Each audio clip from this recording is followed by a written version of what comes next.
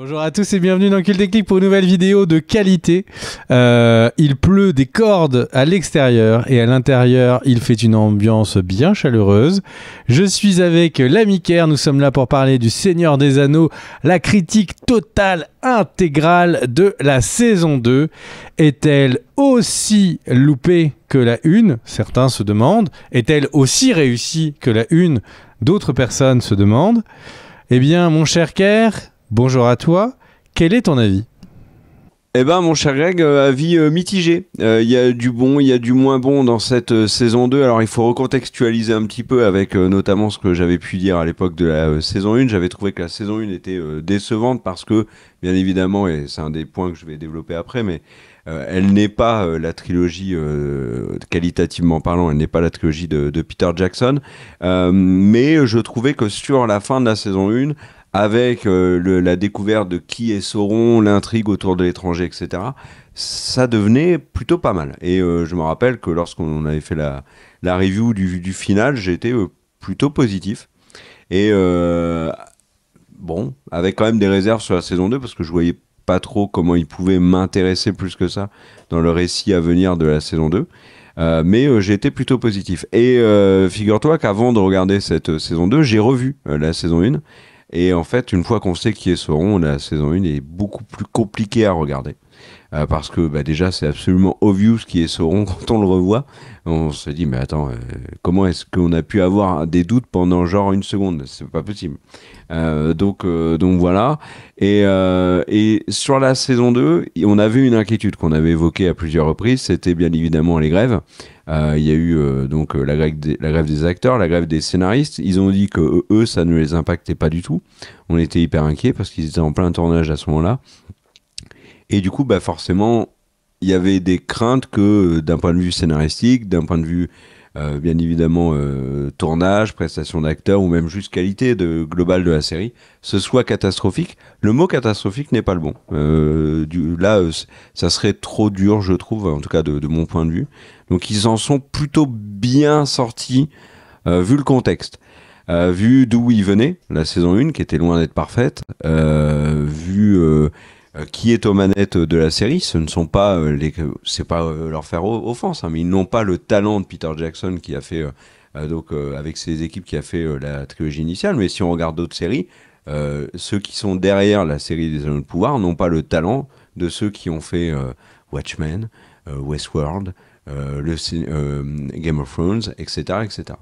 Ou même des séries qui sont actuellement diffusées, hein, Shogun, The Bear. Je pense que c'est pas la même qualité. Ils n'ont pas la même qualité de casting et tout, donc on en reparlera.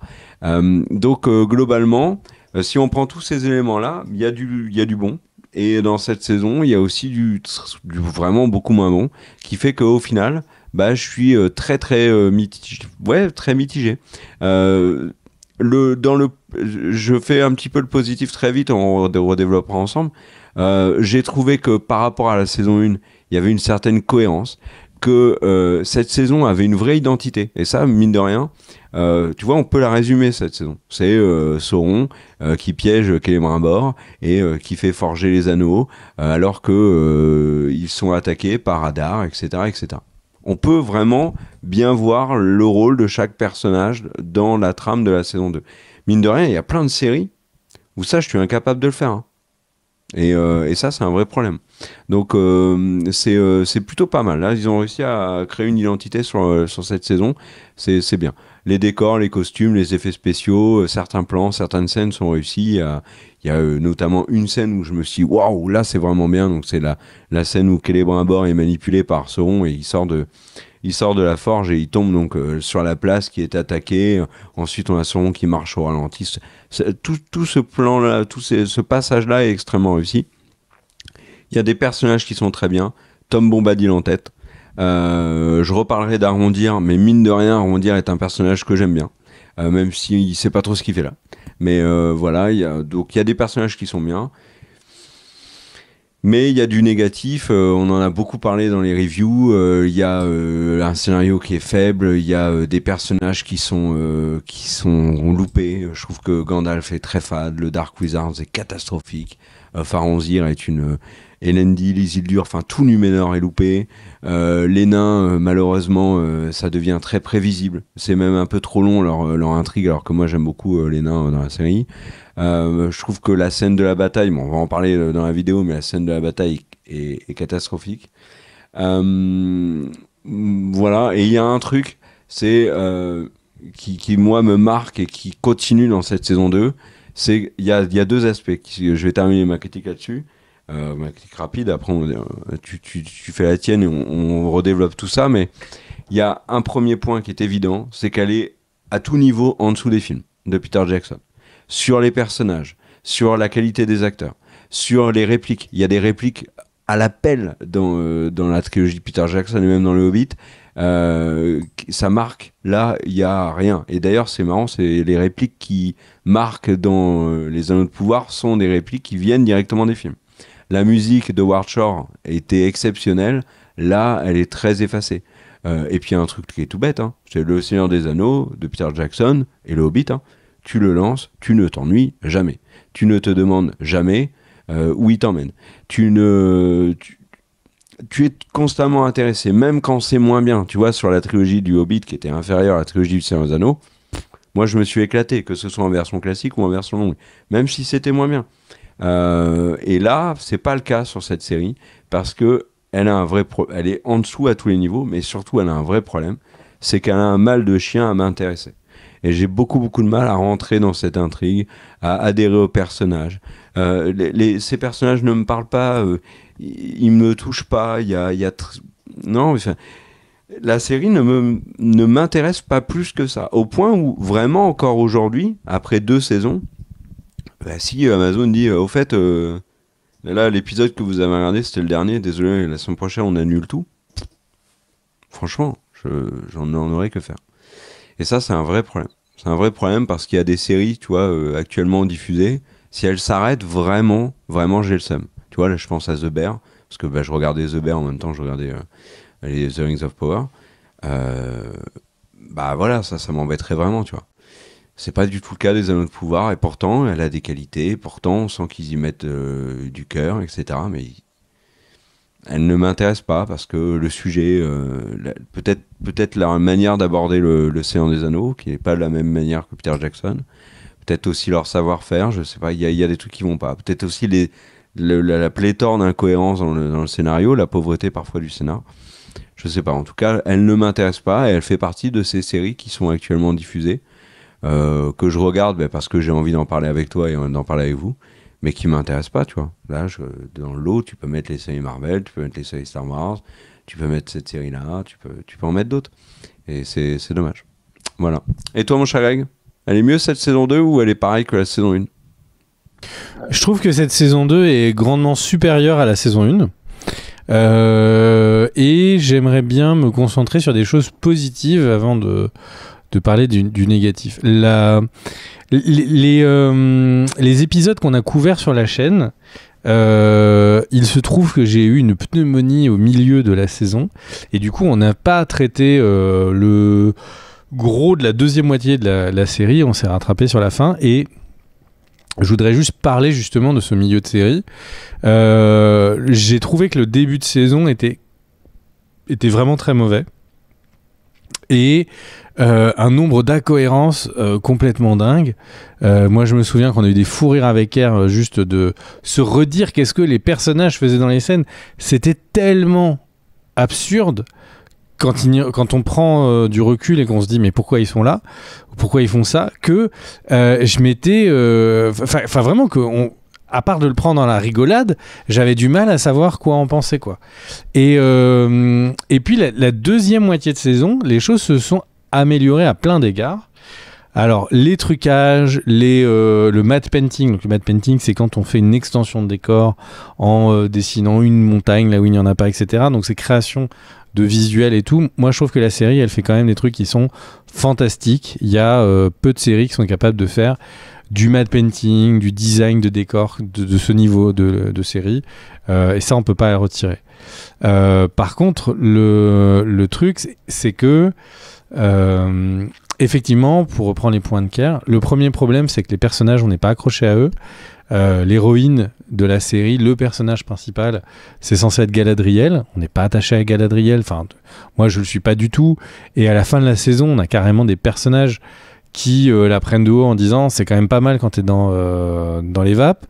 On t'entend moins. Donc ça, c'est quand même plutôt dur. Il y a Arrondir. Alors Arrondir, c'est une espèce de figurant qui s'est échappé du fond du décor et qui vit son histoire tout seul dans la forêt, quoi. Donc Arrondir, on va en reparler, mais il est hilaire dans la série. Je sais pas que fais-tu, Arrondir? Je ne sais pas. Je pars faire chasser Hadar. Il voit Hadar, il fait plus rien à Hadar. Enfin, il y a vraiment des lignées narratives qui comme ça n'ont pas de sens. Et faut les nains, alors les nains, il y a des scènes qui sont cosmiques et du coup ça fait beaucoup de choses auxquelles on n'accroche pas. Il y a un truc que j'ai trouvé particulièrement réussi, c'est la prison mentale, je crois que les showrunners l'appellent, de Celebrimbor. Quand il y a la guerre tout autour et que lui est en train de voir sa ville qui va bien et tout, ça c'est extrêmement réussi, je trouve. Il y a vraiment des très beaux plans où on le voit avec de la suie, on voit qu'il y a un truc qui cloche, mais en même temps la ville va bien et on commence à entendre. Enfin, là, la réalisation de ça rend très très très bien. Et tous les échanges, même entre Celebrimbor, le fait de voir le problème du chat dans la matrice, mais là c'est une souris, je pense d'ailleurs qu'il y a un clin d'œil, c'est une souris qui réapparaît à plusieurs reprises, les bougies qui ne se consument pas, etc. Ça c'était vraiment un moment que j'ai trouvé très chouette. Et en fait, pour une idée bonne, il y a 10 idées complètement claquées. Et du coup, ça donne vraiment un sentiment de... J'aurais pas été fâché qu'à la fin de la saison 1, ils disent on abandonne. Et de pas avoir de suite, j'aurais trouvé ça franchement presque sympathique. Là, la saison 2, je me dis, il pourrait faire une troisième bonne saison. Il pourrait y avoir une troisième saison qui est intéressante. C'est pas encore le cas. Alors le problème, c'est qu'on sait que le cœur de l'histoire de la saison 3 devrait être Numénor. Et Numénor, c'est la zone la plus loupée peut-être, avec vraiment des Numénoriens qui n'ont aucune consistance. Il y a quelqu'un qui crie, ouais, on crie avec vous, et toi tu cries, moi je crie aussi, et pourquoi tu cries? Je sais pas. Enfin, les Numénoriens, ils ont aucun sens, quoi. Et c'est vrai que le fait que souvent on se rende compte que la série nous prend pour un débile, ça aide pas. Ça aide pas du tout. On prend l'exemple des nains. Donc la femme de Durin le Jeune qui fait tomber une bille en verre, enfin un calot, la grosse bille, et fait tomber la boule. Donc elle est dans un marché. Fait tomber la boule, bon très bien, donc on suppose qu'elle va partir dans le caniveau. Non, elle rebondit, elle va être dans la pièce d'à côté. Non, elle va dans une caverne où il n'y a plus personne.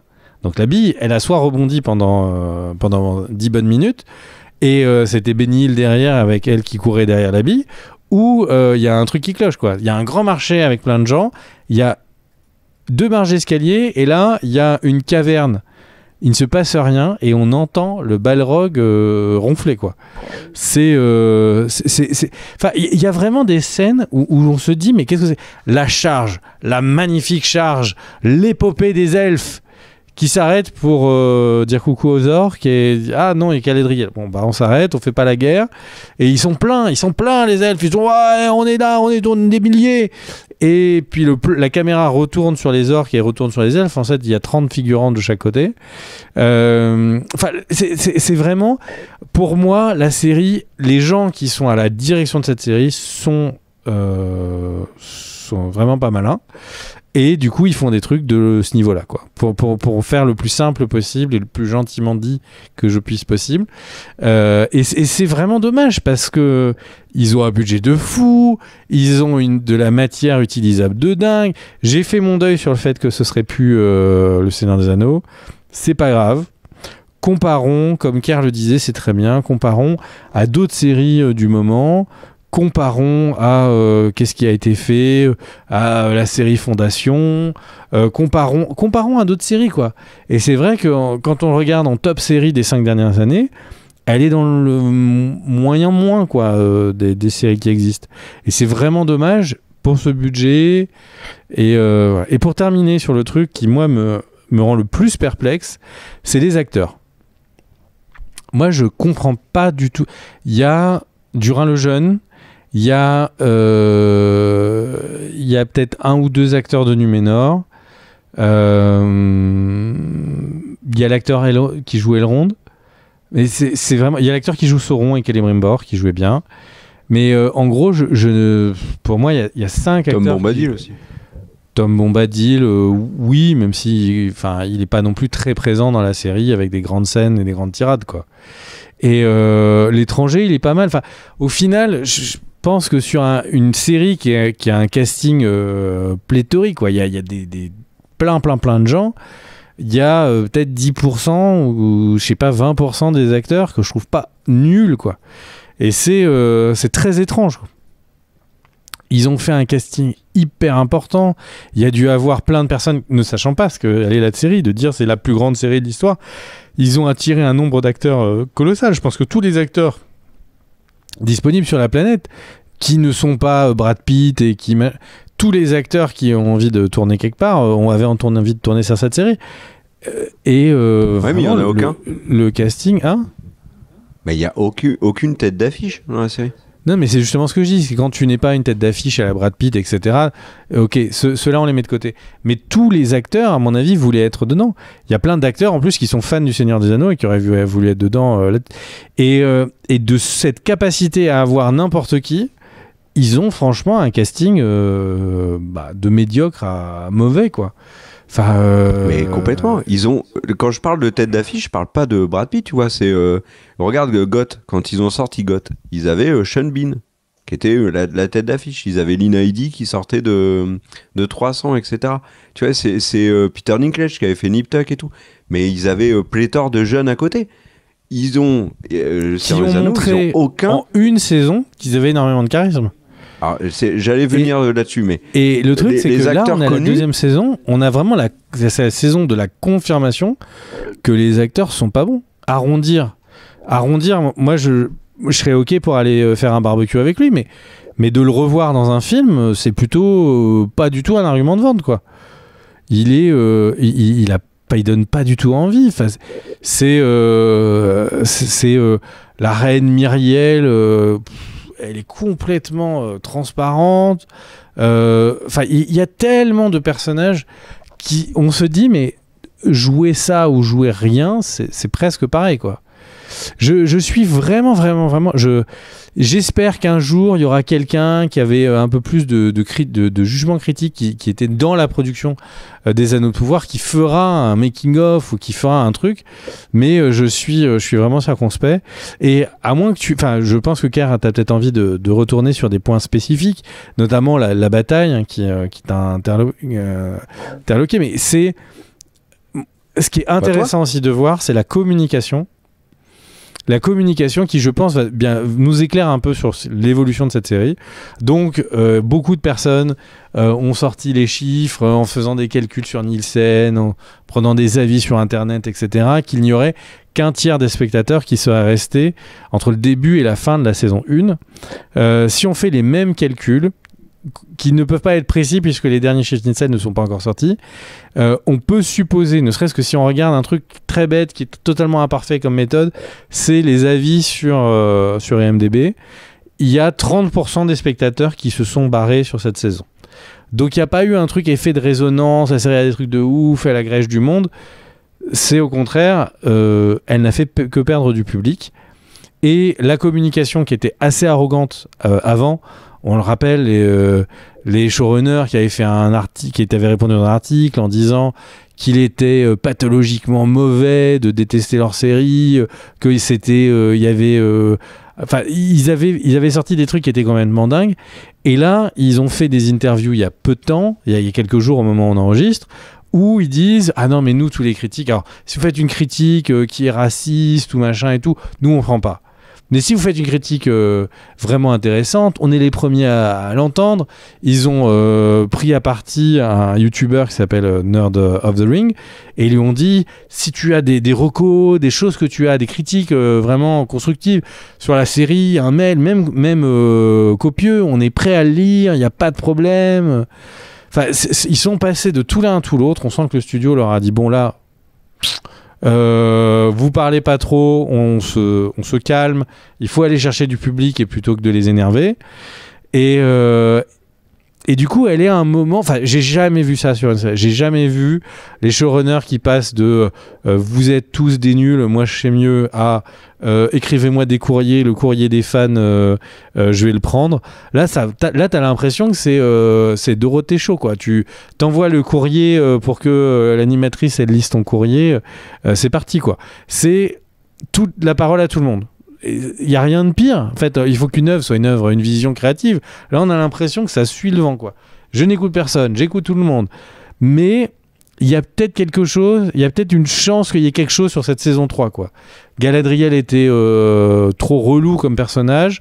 Ils l'ont atténué. Ils ont compris qu'il y avait des trucs qui roulaient pas. Donc, ils ont l'air d'avoir... En tout cas, le message, c'est qu'ils ont compris qu'il y avait pas mal de points qui avançaient pas. Ils ont repris le fait qu'il y a eu ce baiser entre Galadriel et Elrond qui, pour les fans des livres, est complètement incroyable, enfin problématique puisqu'il embrasse sa belle-mère parce que, enfin, et au final, ils ont dit on a compris que en fait, pour les gens qui ont lu les bouquins, c'est très très bizarre. On n'avait pas pensé à eux. Enfin, je sais pas qu'ils n'ont pas pensé à eux, mais qu'ils n'ont pas pensé que ça les choquerait autant. Enfin, ils parlent comme si ils écrivaient des personnages qui sortaient de leur chapeau à eux. Pas que y a des gens qui aiment les livres, qui aiment des trucs. Et même, ils ont un rapport avec la causalité, cause-conséquence, qui est quand même assez bizarre. Il y a plein de... Enfin, premiers épisodes, Hadar rencontre Sauron. Et il lui dit... Et donc le Sauron qui se fait passer pour un roi homme, machin, etc. Et il lui dit bon ok vas-y, tu vas me donner des infos des elfes, barre-toi. Quelques épisodes après, il dit Hadar dit à Galadriel non mais je sais que c'était Sauron, mais si tu sais pourquoi la saison existe. Enfin, il y a énormément de trous scénaristiques et on sent que les showrunners, il y a pas le cause-conséquence, dans leur tête ça marche pas comme chez nous, quoi. Ouais, c'est surprenant parce que j'aimerais bien la kiffer, quoi, cette série. J'aimerais bien toutes les semaines avoir un truc épique qui me fait kiffer et elle me dérange, enfin, j'ai vraiment beaucoup d'espoir sur cette saison 3. Je pars avec des espoirs sur la saison 3. La saison 2 est largement supérieure à la saison 1. Et du coup, c'est pour ça que je suis dur, mais j'ai pas envie de l'enfoncer plus que ça. Tu veux adresser le sujet sur quelques points particuliers, mon cher Kier, n'hésite pas.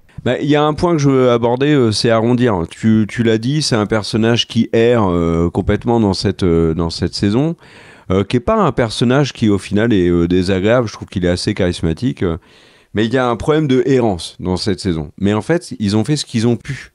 Parce qu'il y a un élément qu'il faut rappeler, c'est qu'en fait, quand ils ont créé le personnage, à mon avis, ils avaient développé toute une histoire avec Bromhild, donc Bromhild, son love interest de la saison 1, et l'actrice qui jouait Bromhild, donc Nazanin Boniadi, a annoncé qu'elle arrêtait de tourner dans la série, qu'elle mettait sa carrière d'actrice en pause pour prendre la défense des femmes iraniennes, donc c'est tout à son honneur, hein. Et du coup, je pense que les showrunners, les scénaristes se sont un peu retrouvés coincés avec le personnage d'Arrondir qui n'avait plus vraiment de raison d'être dans cette saison, et je pense qu'il faut lui retrouver ça. Donc là, le seul truc qu'ils ont eu, c'est Bon, ben, on sait pas trop quoi faire avec lui. On va lui faire du Legolas toute la saison. Et donc, toutes les scènes les plus improbables, c'était arrondir. Autre élément que je veux aborder, parce que tu as parlé de l'intérêt que tu portes à la saison 3, pourquoi pas, hein. Moi, je suis pas contre l'idée d'être emballé à juste mesure sur la saison 3 au vu de ce qu'on a vu sur les 2 premières saisons. Pourquoi pas, moi je laisse la chance au produit. Le truc qui me fait peur quand même, c'est quand tu répètes que c'est censé se centrer sur Numénor. C'est vraiment problématique. Je te rejoins complètement sur le fait que Numénor, c'est pas possible, quoi. Je trouve qu'en termes de casting, on a les personnages les plus faibles. Elendil, sa fille, Isildur, Faronzir, ils sont catastrophiques. Théo, pareil. Surtout qu'il y a Pléiade. Alors, l'acteur qui est en photo est au contraire le seul qui était vraiment bien, je trouve, à Numénor. Mais voilà, tu vois, Elendil, moi, je trouve que c'est un Aragorn complètement loupé, hein. Et c'est dingue. Là, je pense que Aragorn, Boromir, Faramir et compagnie, ça soit dessus tout le temps, en fait. Donc, c'est un peu gênant. L'autre gros problème que je pense la saison 3 va traîner, c'est le Dark Wizard, qui est tellement naze, tellement naze. Et ils auraient expliqué qu'en fait c'était sûr que c'était pas Saruman. Alors est-ce que c'est un mytho? Est-ce que c'est vrai? Est-ce qu'on va partir sur un mage bleu? Mais alors du coup, les gens vont en avoir rien à carrer. Parce qu'il faut aussi que la série... Bah, c'est aussi un des problèmes de la série, c'est qu'il faut qu'elle reste grand public. C'est-à-dire que si tu veux que un support... Donc les appendices du Seigneur des Anneaux, plus une partie de ce qui est raconté dans Silmarillion et compagnie, qui sont quand même des textes qui sont loin de parler au grand public, hein. Même le Seigneur des Anneaux a beau avoir été une œuvre grand public, l'ouvrage a été grand public dans un contexte où le grand public lisait ça. Aujourd'hui, le grand public, il lit pas du tout le Seigneur des Anneaux, hein. Le Seigneur des Anneaux sortirait maintenant, ça serait pas du tout la même chose, hein. Donc, le truc, c'est que tu peux pas être grand public avec ce support-là. Il faut que tu simplifies.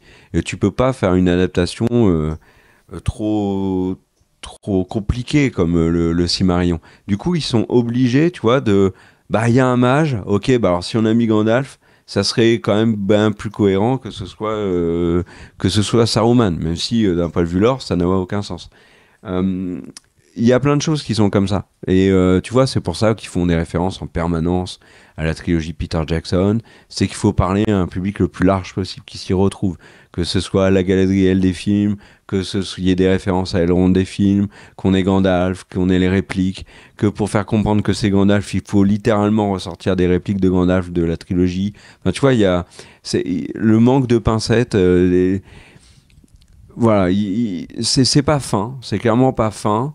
Et c'est ce qui m'inquiète aussi sur l'écriture de la saison 3, c'est que si la saison 2 est mieux que la saison 1, c'est évident, que la saison 3 pourrait assez aisément être au-dessus de la saison 2, elle va pas, à mon avis, se débarrasser de certains de ses défauts. Passons maintenant à la bataille qui illustre bien pour nous les nombreux problèmes et les nombreuses faiblesses de la série. Quand on en parlait en off, mon cher Greg, on évoquait notamment le fait que tu évoquais et j'abondais dans ton sens un défaut de cette scène, longue scène, hein, et même cet épisode en entier, je pense, illustre le manque de talent et de savoir-faire sur la série sur certains points. Il y a tu l'as dit, hein, il y a des aspects de la série où ils sont très très forts, d'autres où ils sont plus faiblards. Cette bataille, moi, m'a fait bugger sur plein de points. Et je vais vous donner un exemple très précis. On termine l'épisode avec Celebrimbor qui dit il faut que je forge les 9 anneaux. Et on redébute l'épisode suivant en pleine bataille. Il dit ça, en pleine bataille, la ville est attaquée, les orques sont aux portes, ça commence à bombarder, à envoyer des rochers bien mastoc dans la tronche. Et début d'épisode suivant, Celebrimbor, il est là. Ah bah ça y est, j'ai forgé les 9 anneaux, ça m'a pris 6 minutes. Ok, j'ai pris mon temps. J'ai fait une petite pause de 3 minutes au milieu. Ça n'a littéralement aucun sens qu'il ait forgé les anneaux aussi vite. Des anneaux aussi importants en pleine bataille, parce qu'il n'y a pas un trou de 20 ans, tu vois. Donc c'est sidérant. Les problèmes de timing, tu l'évoquais, des problèmes d'espace. Enfin, rien que les problèmes de timing, moi, ça me fait complètement sortir de l'épisode. Des problèmes d'échelle de champ de bataille, des problèmes d'effectifs aussi. Il y a des plans où il y a 6 orques qui se battent contre 3 elfes. Je dis, mais enfin, il n'y a même pas de quoi remplir un gymnase. Et non, là, ils sont là. Il y a des plans où tu t'expliqueras mieux, mais il y a un plan où ils sont nombreux et un plan où ils ne le sont pas. Enfin, voilà.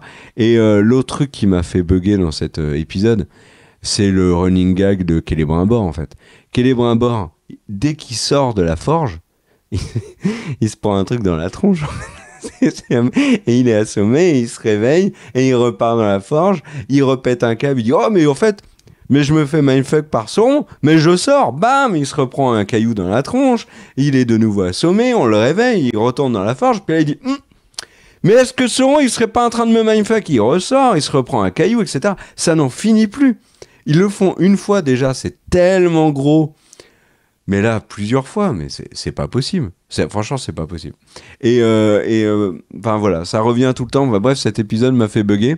Qu'est-ce que t'as à dire, toi, sur la bataille, Greg ?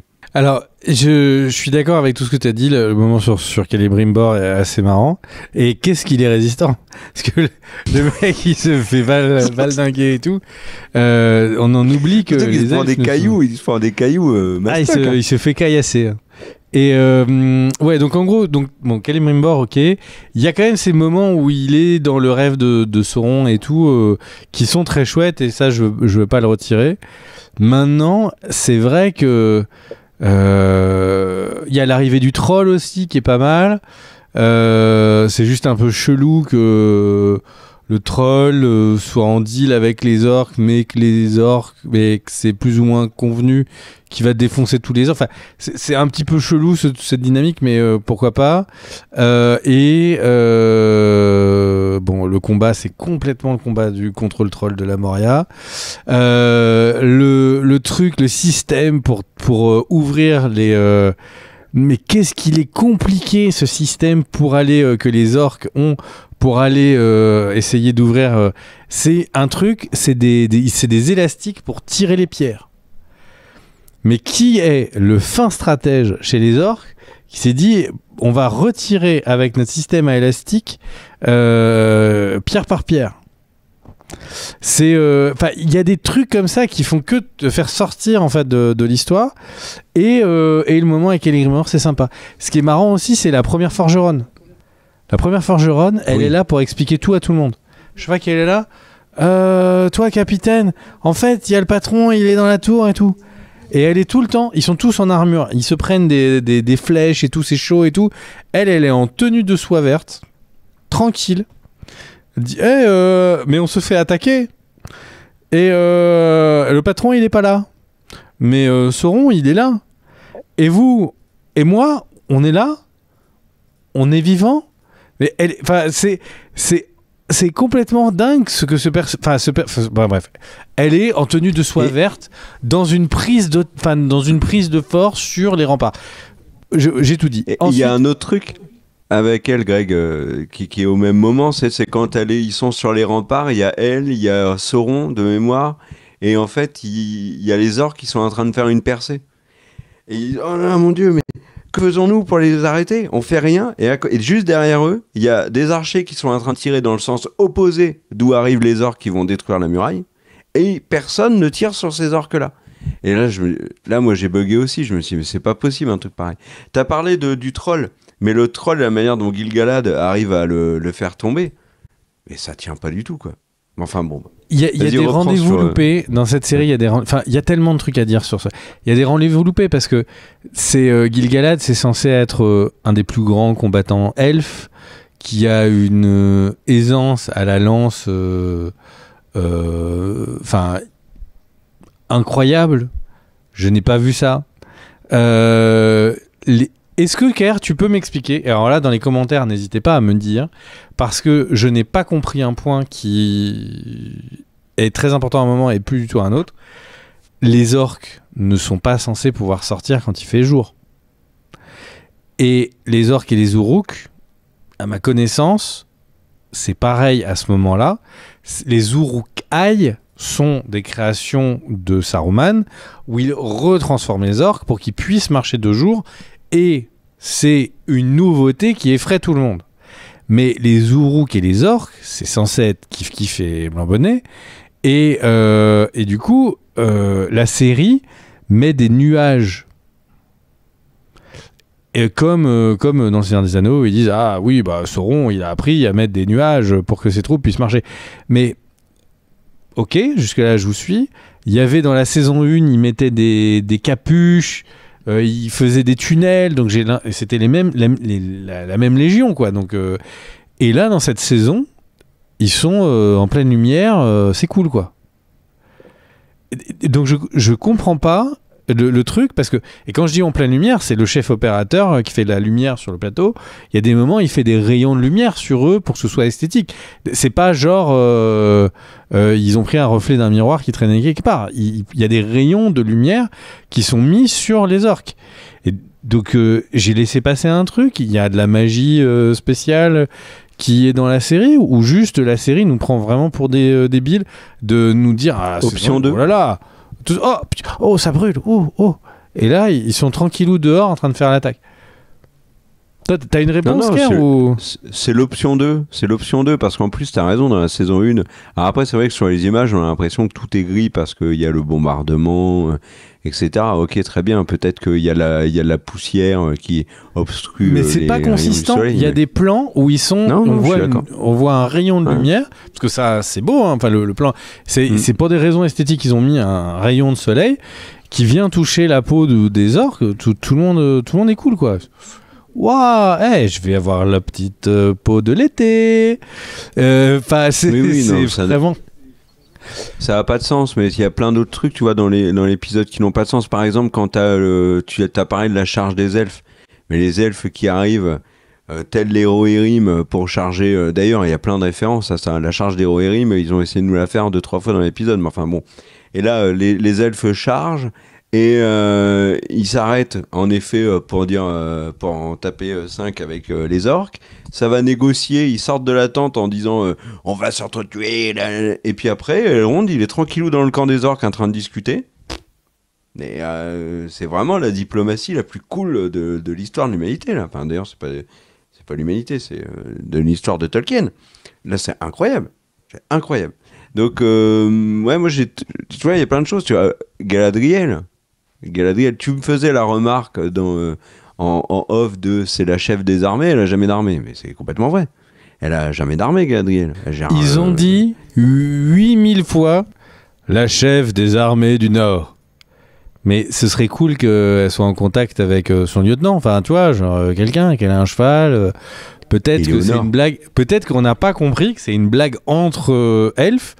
Parce qu'en fait, il n'y a pas d'armée du Nord. Et c'était genre la méga vanne et tout depuis le début. La poste des armées du Nord. Et tu sais quoi ? C'est des pacifistes, ils n'ont pas d'armée. Mais c'est une série qui est vraiment déstabilisante, quoi. Alors, on veut pas aller jusque-là, on va pas vous montrer les cartes et tout, mais il y a des analystes et des youtubeurs, etc., qui ont... Parce que la série aime bien nous montrer des cartes. Aime bien montrer des cartes, il y a des moments, il y a des cartes en cuir. Ils le font plus d'ailleurs sur la fin. C'est assez stylé, il y en a moins sur la saison 2, tout à fait. Et du coup, il y a des mecs qui ont pris les cartes et qui ont dit, mais alors attends, parce que là, ils sont passés de là à là. Dans la série, ils font un sprint et ça fait 700 km. Ok. Oui, la course-poursuite Galadriel-Elrond. Et ils font 800 km, ouais. Et le truc, c'est qu'il y a... ils ont pris la scène de la bataille. Et si tu prends les cartes de la série, donc là je suis pas en train de dire le livre avait raison, prenons la série pour la série. Si tu prends les cartes de la série, les orques, le chemin qu'ils font, c'est qu'ils seraient donc allés jusqu'à Eregion, ils auraient tourné pour passer par-dessus la rivière, pour faire le siège depuis l'autre côté de la rivière, pour casser la montagne pour pouvoir repasser la rivière. Ils viennent de derrière la ville, un endroit où c'est une plaine. Donc, en fait, il y a même pas l'argument de dire non, mais là, mec, c'est parce que tu me parles des livres. Mais c'est pas les livres, c'est les plans que la série nous a montrés. Et j'espère vraiment que de s'être repris, de s'être fait redresser comme ça par l'audience, de s'être fait redresser comme ça par un service marketing, et de voir là, les showrunners qui étaient à parler vraiment très mal du public sur la saison 1, qui là se sont mis à parler en disant vraiment mec, t'as une idée, envoie-la, je la mets dans l'épisode 3. Enfin, bon, je farcis le trait là, mais c'est vraiment à ça que ça fait penser quand on les écoute. Peut-être que ça va les désenfler, qu'ils vont faire quelque chose, peut-être même qu'ils vont sous-traiter, on sait jamais, quelqu'un qui est intéressé. Enfin, je sais pas. Il y a tellement de raisons que ça puisse devenir bien que c'est vraiment dommage. Mais là, je serais Amazon, je me demande si j'annule pas la série, quoi. Qu'est-ce que t'en penses ? Annulation ? Moi, je suis Amazon, je règle le problème point par point. C'est-à-dire que je vais aller chercher au moins 1 ou 2 fois dans la saison. Tu vois, Mando, c'était un des éléments qui a fait que Mando est devenu, sur les 2 premières saisons, une série qui a autant plu. C'est qu'ils sont allés chercher, sur certains épisodes, des réalisateurs qui avaient des idées ou des réalisateurs qui avaient un nom. Tu vois, Taika Waititi, Bryce Dallas Howard, etc. GOT, c'est un peu pareil. Il y a des réalisateurs de GOT qui ont fait des trucs de dingue sur Breaking Bad avant, sur d'autres séries, etc. Là, sur le Seigneur des Anneaux, à la réalisation, il n'y a clairement pas des génies, et ça se voit sur la scène de la bataille. Tu prends le risque pour plus de 200 millions ? Parce que c'est ça, une saison de Seigneur des Anneaux. De quoi ? De prendre des réalisateurs confirmés ? Non, tu remets 200 millions sur la table. C'est ça. Ce que je dis, c'est qu'une saison comme ça coûte peut-être dans les 200 millions. Je compare à d'autres séries gros budget de ces derniers temps qui avaient l'air de coûter moins que les Anneaux de pouvoir et qui ont annoncé des budgets à 200-225 millions de dollars. Est-ce que tu remets ça pour prendre le risque que tu te reprennes une déculottée ? Alors, oui, pour plusieurs raisons. La première, les audiences ont l'air décevantes. Elles sont quand même solides. C'est les audiences de The Boys, qui a été un gros succès pour Prime. C'est pas le même coût, on est d'accord. Mais en termes d'audience, mine de rien, Prime a besoin de programmes qui attirent un peu de monde.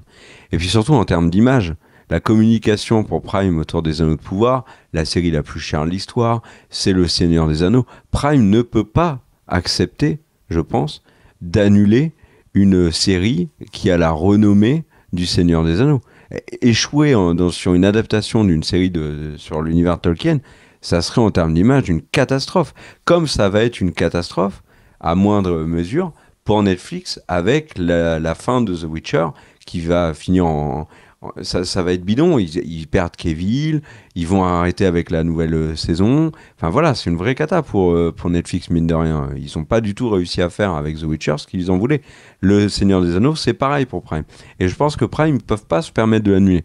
Et juste par ego, ils vont essayer, alors soit de réduire les coûts, tu vois, avant de mettre 200 millions, ils peuvent déjà réduire les coûts. En plus, ils ont déjà investi beaucoup dans les décors, dans les costumes, etc. Ils peuvent réutiliser. Et un truc sur lequel moi je travaillerai, j'ai parlé des réalisateurs et réalisatrices, bien évidemment les scénaristes, ok, mais surtout le casting. Moi il faut l'enrichir ce casting, c'est pas possible. Même des séries, tu vois, par exemple, je prenais l'exemple de The Witcher, mais ils sont allés chercher Laurence Fishburne pour jouer Régis dans la nouvelle saison. Tu vois, ils ont pris une personnalité qui est connue du plus grand public. Pour les jeunes, c'est John Wick, pour nous, c'est Matrix. Et c'est Laurence Fishburne. Donc là, dans Le Seigneur des Anneaux, mais qui est-ce que tu peux citer ? Il y a un acteur que tu peux citer ?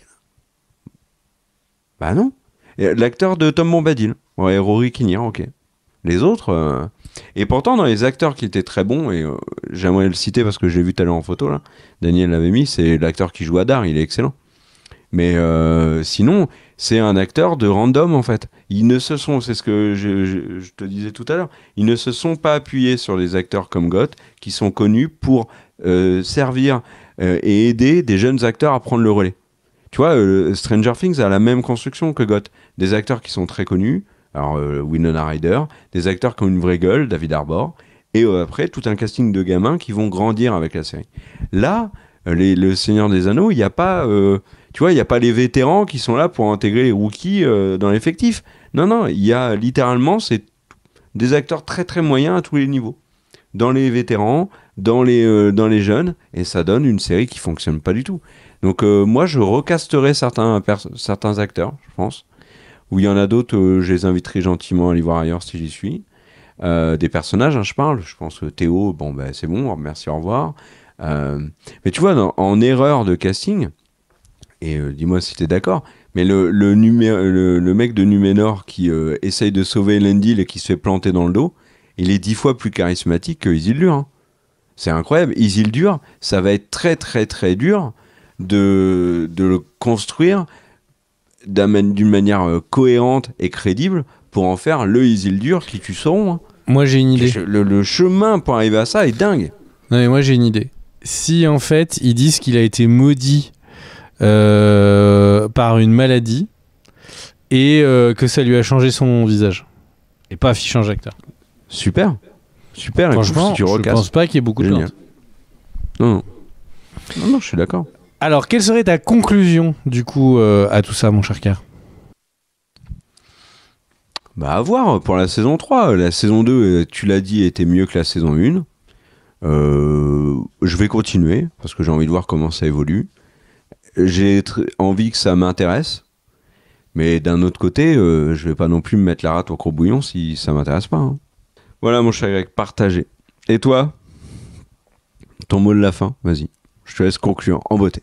Eh ben moi, mon mot de la fin, mon cher Car, c'est espoir. Voilà, j'ai de l'espoir. J'ai de l'espoir que cette série s'améliore. Ne serait-ce que parce que j'ai l'impression quand même que Netflix est une société qui n'est pas à but caritatif et qui vont avoir envie que des gens s'intéressent à cette série. Je regardais un petit peu les stats Nielsen au moment où on fait cette vidéo et la série est 5e de toutes plateformes confondues, ce qui est pas si mal que ça. Et accessoirement, ce qui est marrant, c'est que elle est derrière Bluey. Bluey, la série pour enfants... qui est assez chouette hein, d'ailleurs. Et en contenu original, elle se fait marcher dessus. Mais alors c'est colossal. Elle se fait marcher dessus par juste une saison du Couple Parfait, une série Netflix qui fait énormément parler d'elle en ce moment. Et c'est vrai que l'intégralité des Anneaux de Pouvoir fait moins que la moitié de la première saison d'un Couple Parfait. Et alors, Nicole Kidman et Liv Schreiber qui font une murder party dans une petite île, c'est pas le budget des Anneaux de Pouvoir. Là, clairement, je pense que niveau rentabilité, on n'y est pas. Et si tu regardes, Rebel Ridge, c'est juste un film, fait beaucoup plus de minutes de visionnage que Les Anneaux de Pouvoir, qui a donc quand même un paquet d'épisodes potentiellement visionnables. Et Rebel Ridge, il y a littéralement personne qui en avait entendu parler avant que ça sorte sur Netflix. Hein. C'est le film qui est sorti comme ça, qui a marché tout de suite. Mais là où c'est intéressant dans ce que tu dis là, c'est que sur la semaine de retour des Anneaux de Pouvoir, la série était 2e. Là, 2-3 semaines après, donc dans la série, la saison a déjà bien avancé, elle a chuté. Et elle a chuté parce qu'il y a des nouveautés, donc un Couple Parfait, Rebel Ridge, mais elle a aussi chuté face à des programmes qui sont là depuis des lustres et qui sont juste en train de suivre leur courbe de visionnage classique, donc Bluey et Family Guy. C'est dingue. C'est dingue de se dire que Family Guy fait plus que les Anneaux de Pouvoir. Alors c'est très bien Family Guy, aucun problème, mais quand même, quoi, c'est là depuis des lustres. Et ça met une raclée aux Anneaux de Pouvoir qui est censée être la série événement. Voilà. Eh bien, merci à tous d'avoir suivi cette vidéo, d'avoir enduré les Anneaux de Pouvoir pour qu'on puisse partager ça tous ensemble et potentiellement avoir une meilleure saison 3. Merci à tous ceux qui se sont abonnés à la chaîne, merci à tous ceux qui mettent des commentaires, que ce soit pour le référencement ou qu'on puisse échanger avec vous. Des bisous à tous et merci pour les tipeurs également, puisque sans eux, eh bien les vidéos, il y en aurait peu, voire pas de temps en temps. Voilà, donc merci à eux. Des bisous à tous, ciao ciao ciao.